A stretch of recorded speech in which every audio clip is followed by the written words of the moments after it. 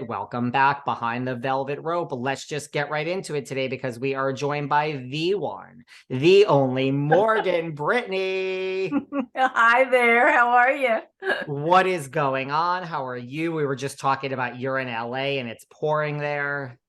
Oh yeah. Oh yeah. It's coming down pretty hard right now. It's a good day to stay in and chat with me, right? It is. Absolutely. You couldn't have picked a better day. Well, listen, like you are originally from, LA. I know you grew up there. You started working when you were young, when you were just five.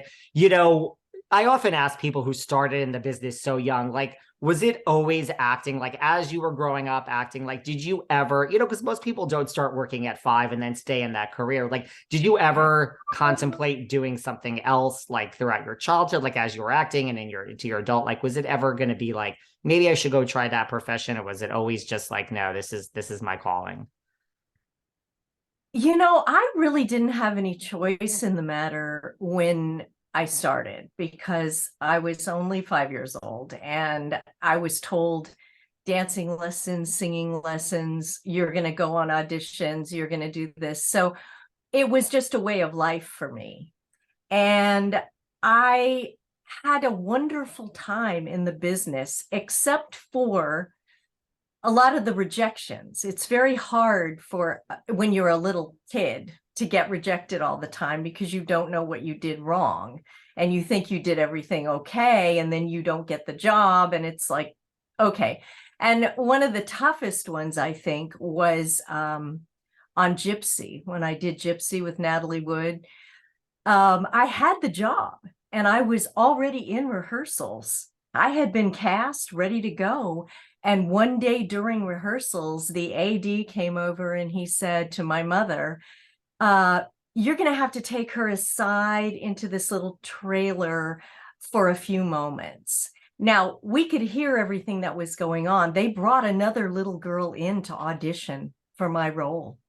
And I remember my heart fell because I said to my mother, wait, I thought I had the job.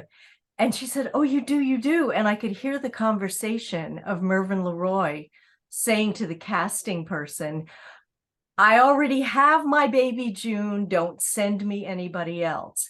But you can imagine an 8-year-old kid realizing that there's a possibility somebody could be better and take over their job. I mean, it's kind of a brutal world for kids in the business.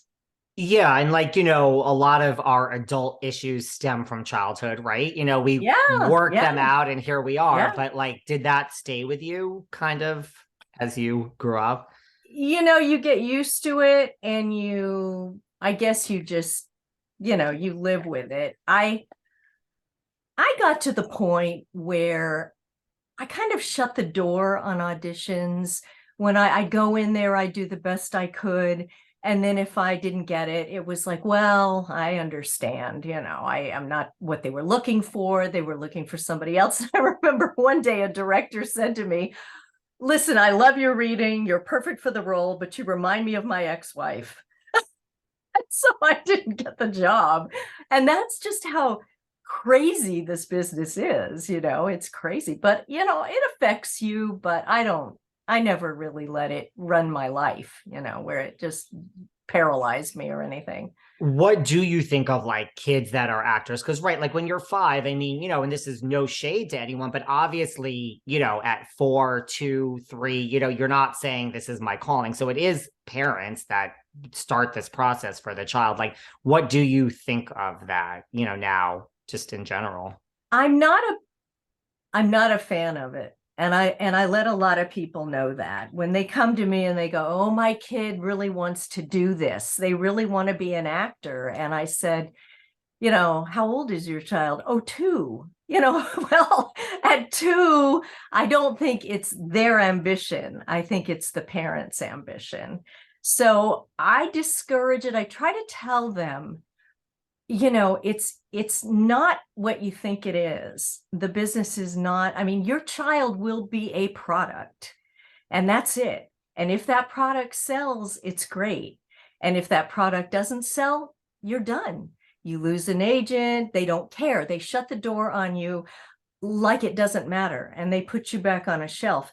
That's something that a lot of people don't understand about this business, that you virtually are something that they sell. So I try to tell parents and be straight with them. Some understand it, and others, they just are gung-ho and want to push their child. And, it's like, sometimes it's not a good end. Right. And it's a product that you sell that is great when it's great. And then when it's not great, the door is closed within like a very rapid period of time. Oh, believe me, when I was a child actor, my career ended at 16 after Yours, Mine, and Ours. And the phone just stopped ringing. I mean, that was it. And I heard my agent tell my mother, she's done in the business. Have a nice life. And I didn't know what to do at that point. I was, a kid who'd never really gone to public school except hit and miss. I wasn't really trained to do anything else. It's kind of like a racehorse that once their career's over, they're put out to pasture. They don't know what to do.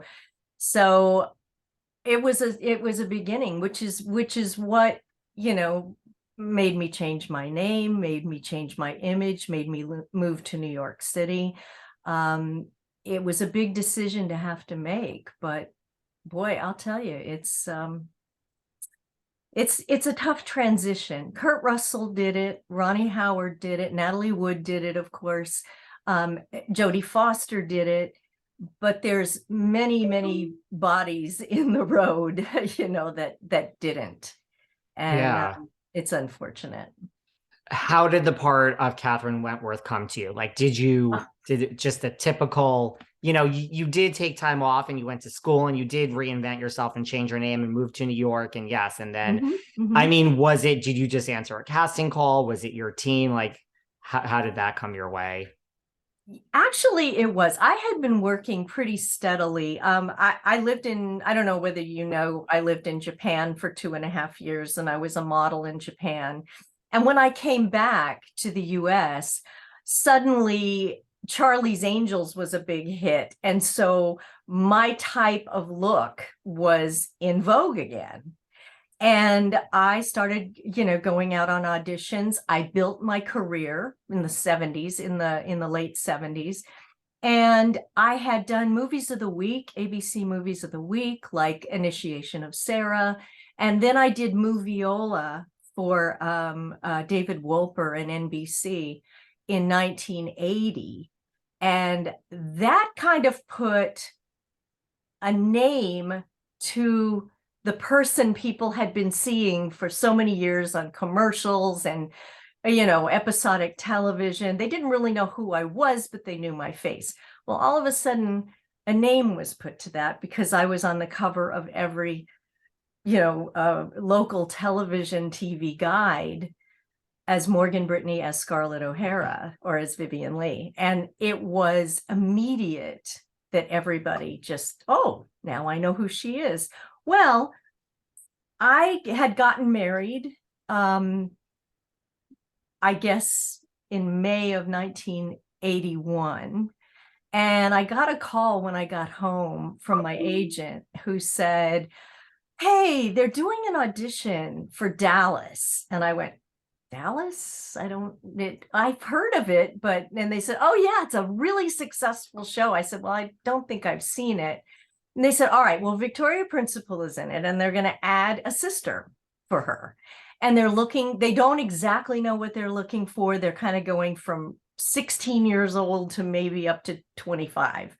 And, you may as well go out on it. And I was not really in the frame of mind to go on an audition. I kind of wanted to settle in with my husband, and it was like, oh, I got to schlep over to MGM. I know this is going to, I was just not in the mood.